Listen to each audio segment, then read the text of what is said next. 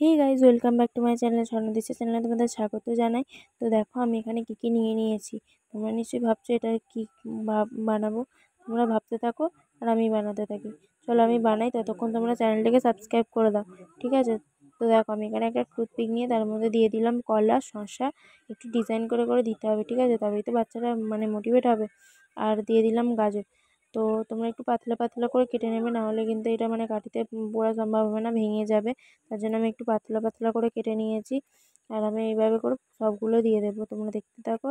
আর চ্যানেলটাকে সাবস্ক্রাইব করে দাও, লাইক কমেন্ট শেয়ার করে দিও প্লিজ। বাসে দেখো, একটা লাইক করলে আমি মোটিভেট হই ভিডিও বানানোর জন্য।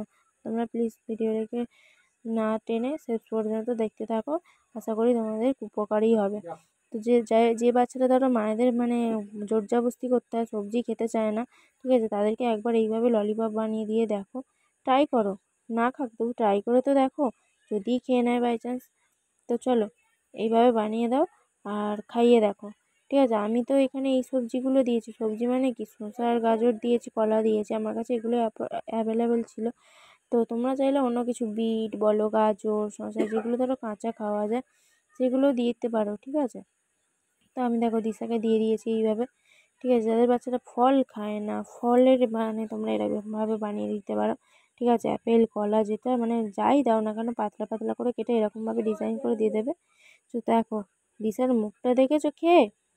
তো তোমরা দেখে নিশ্চয়ই বুঝতেই পারছো কতটা ওর ভালো লেগেছে। তো দেখো, তো চলো ভিডিওটিকে লাইক কমেন্ট শেয়ার করে পাশে থেকো। তো আজকের মতন এই পর্যন্ত, টাটা, দেখা হচ্ছে নেক্সট ভিডিওতে।